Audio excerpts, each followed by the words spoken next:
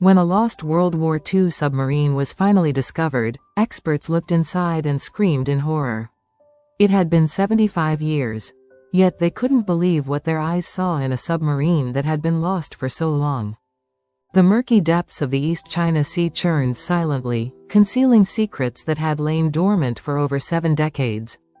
On a humid June day in 2019, the research vessel RV Petrel cut through the waves with its crew tense with anticipation. Among them stood Tim Taylor, a renowned underwater explorer, whose weathered face bore the marks of countless expeditions.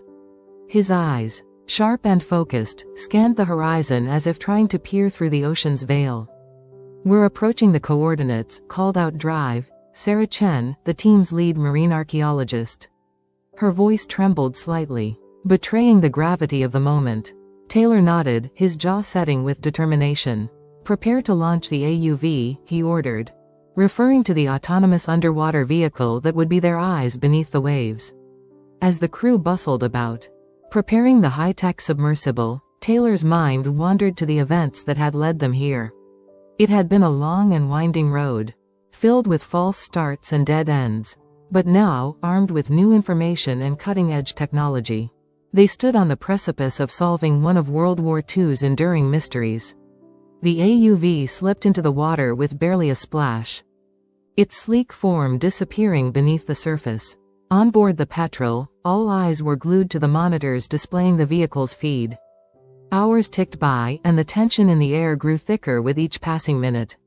Suddenly, a gasp echoed through the control room. "Contact," shouted Chen, her finger pointing at a blurry shape emerging on the screen, approximately 1,400 feet down, bearing 030.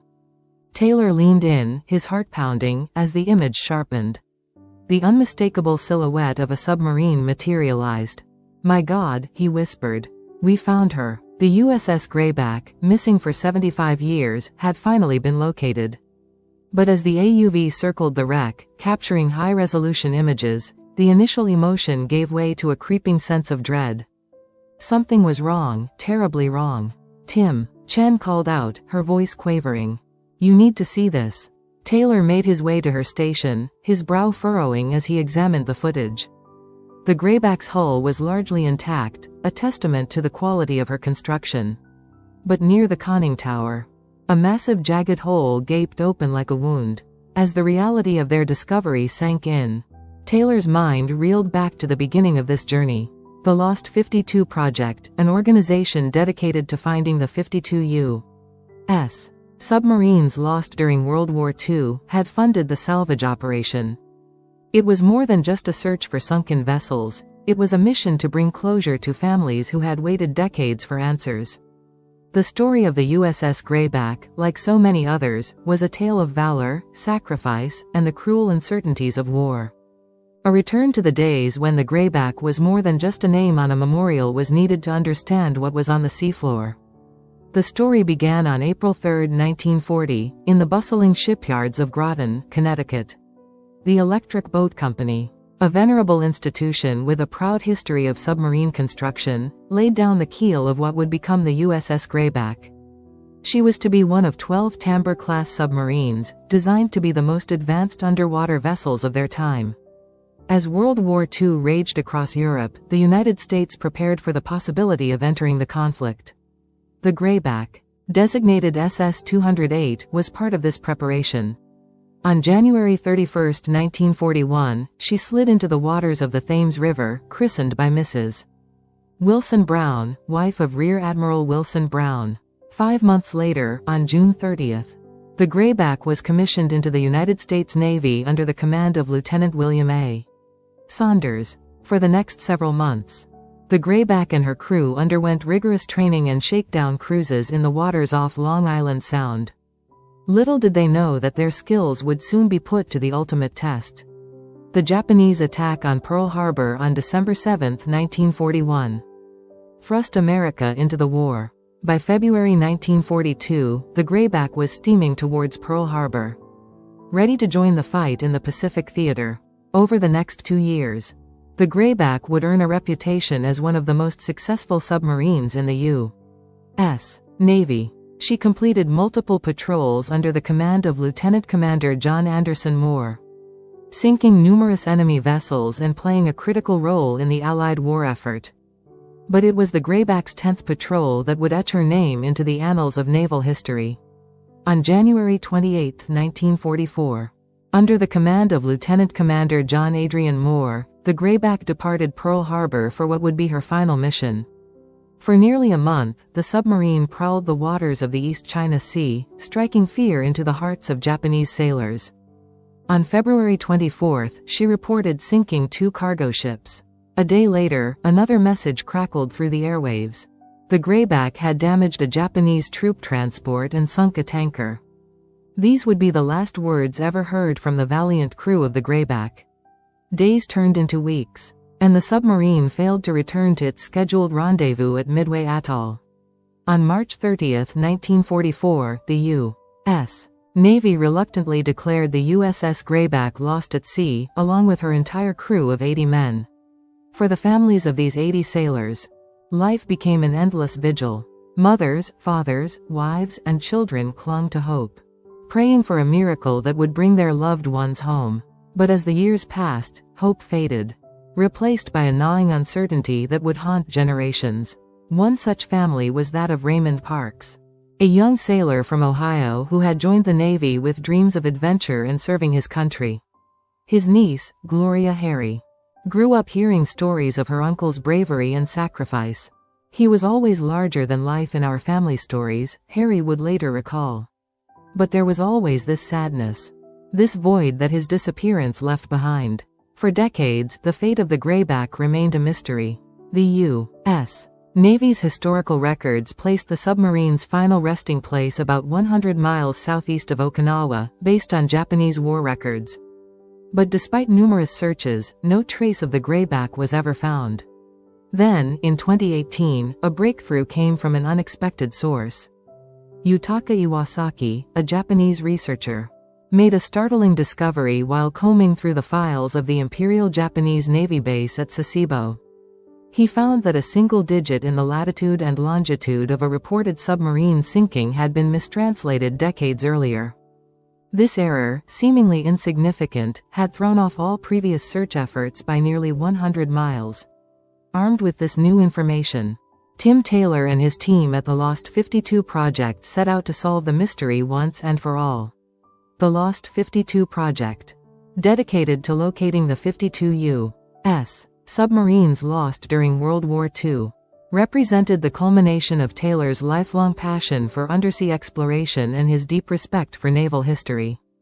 Which brings us back to that fateful day in June 2019, when the AUV's cameras first captured images of the long-lost Grayback. As the initial shock of the discovery wore off, Taylor and his team began the painstaking process of documenting and analyzing the wreck. The submarine lay on the seafloor at a depth of 1,427 feet. Its hull remarkably well preserved despite being underwater for over 7 decades. But it was the damage to the conning tower that held the key to the Grayback's final moments. The jagged hole, consistent with a direct hit from an aerial bomb, told the story of violence and sudden death. Based on the location and nature of the damage, Chen explained, her voice tight with emotion. It appears the Grayback was attacked on the surface, possibly while recharging her batteries. As the team pored over the high-resolution images, a chilling realization set in.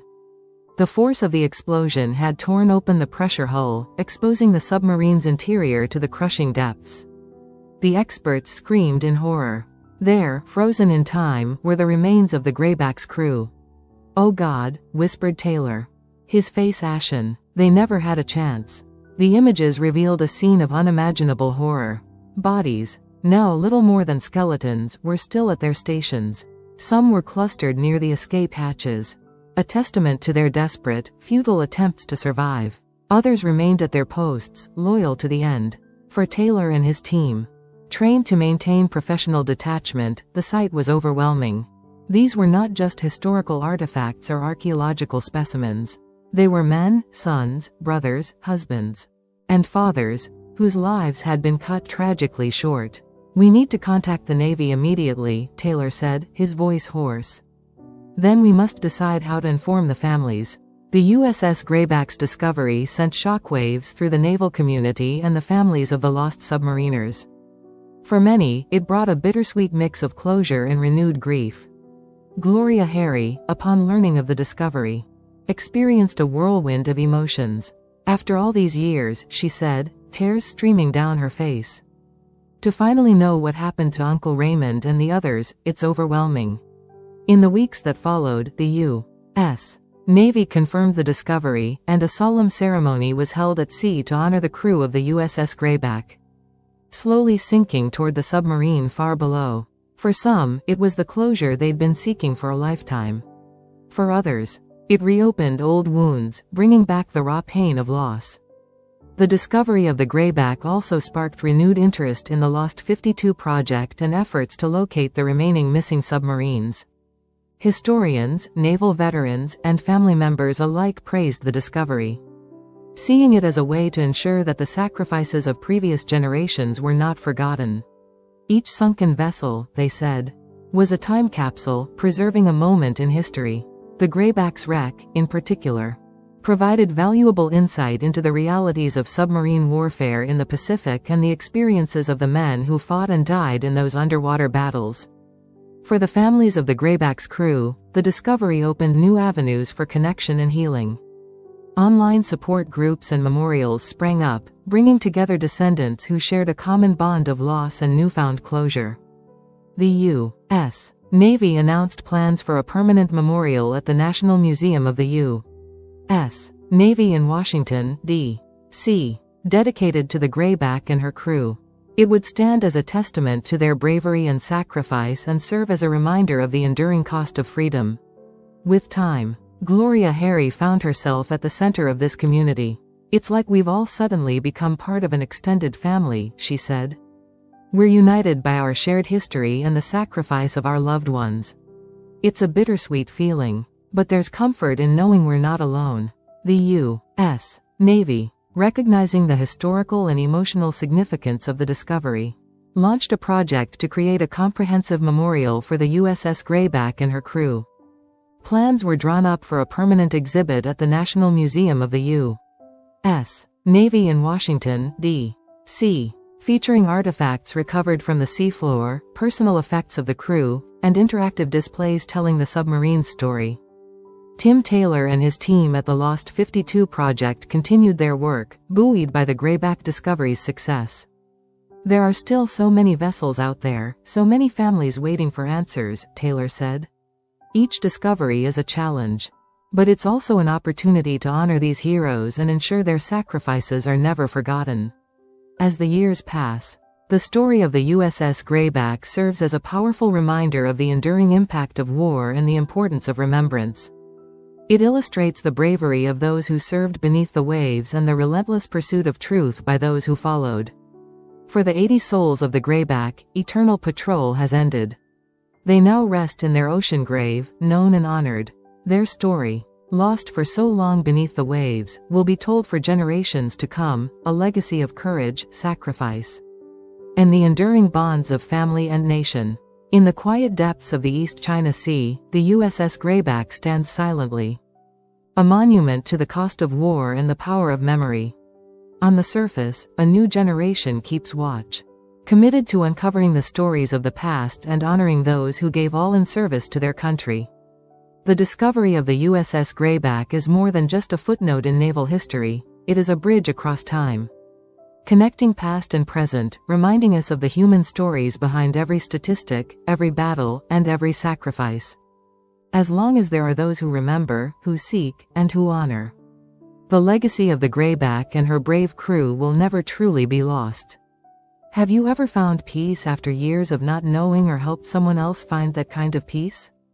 Imagine being in Gloria Harry's shoes, growing up hearing stories about a missing uncle and feeling the emptiness his absence left in your family. How do you think you would have handled that? Share your thoughts and experiences in the comments below. Join us for more intriguing and exciting stories like this one.